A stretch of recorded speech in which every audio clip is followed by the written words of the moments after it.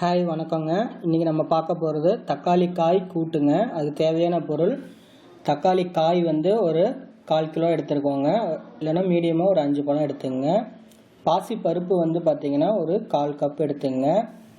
வெங்காயம் சின்ன வெங்காயம் வந்து ஒரு 6லேருந்து 7 வெங்காயம் தூளை அரிஞ்சு வச்சுங்க.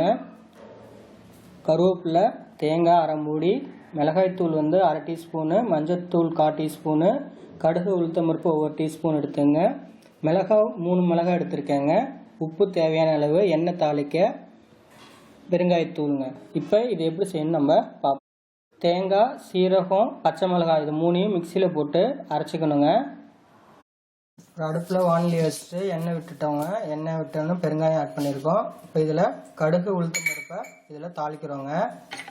ஸோ இது கொஞ்சம் செவந்து கடுகு வெடிக்கணுங்க. பருப்பு செவந்துக்கிச்சு, கடுகு நல்லா வெடிக்குது. இப்போ நம்ம இதில் வெங்காயத்தையும் கருவேப்பிலையும் ஆட் பண்ணிடலாங்க.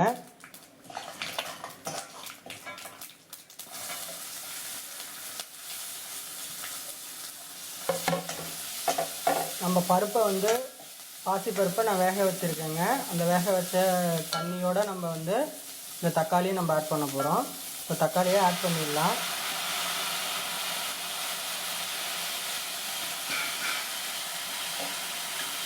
இந்த தக்காளிக்கு தேவையான அளவு நம்ம வந்து மிளகாய்த்தூள், நம்ம ஏற்கனவே பச்சை மிளகாவும் ஆட் பண்ணியிருக்கோங்க. இது கொஞ்சம் புளிப்பு இருக்கனால கொஞ்சம் காரம் தேவைப்படும். இப்போ மஞ்சள்தூள் ஆட் பண்ணிக்கிறோம்.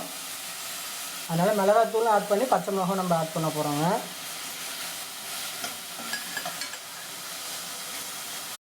இது தேவையான அளவு உப்பு ஆட் பண்ணிக்கிறோம்.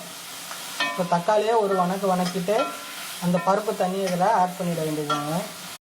இப்போ லைட்டாக வணங்கிடுச்சு. நம்ம இதில் இந்த பருப்பு வேக வச்ச பருப்பு தண்ணியோடு அப்படியே ஆட் பண்ணிடுறோங்க, பாசி பருப்பு. இப்போ இது ரெண்டும் ஒன்றா சேர்ந்து வேகணுங்க.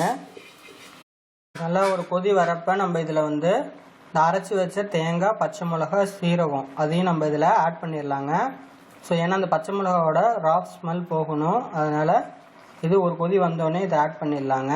இப்போ இந்த பருப்பு, இந்த தக்காளி, காய், அப்புறம் வந்து இது எல்லாம் ஒன்றா சேர்ந்து நல்லா வேகணுங்க. பச்சை வாடை போகிற அளவுக்கு நல்லா வெந்துடணும். இப்போ பாருங்கள், தக்காளி பருப்பு எல்லாம் நல்லா சேர்ந்து நல்லா கூட்டு நல்ல பதத்துக்கு வந்துருச்சுங்க. இப்போ நம்ம இதை ஸ்டவ் ஆஃப் பண்ணிடலாம். இது மெயினாக பார்த்தீங்கன்னா நம்ம சூடான சாதத்தில் பிசைஞ்சு சாப்பிட்லாம். அப்புறமேட்டு பார்த்தீங்கன்னா எல்லா ரச சாதத்துக்கு, தயிர் சாதத்துக்கு இது ரொம்ப காம்பினேஷன் சூப்பராக இருக்கும். இது இட்லி, இடியாப்பத்துக்கு கூட இதை மாதிரி செஞ்சு நீங்கள் சாப்பிட்லாங்க. ருசியான தக்காளி காய் கூட்டு தயாராகிடுச்சுங்க.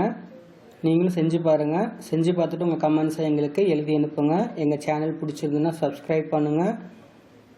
இந்த வீடியோவை உங்கள் ஃப்ரெண்ட்ஸுக்கு ஷேர் பண்ணி என்ஜாய் பண்ணுங்கள். நன்றி.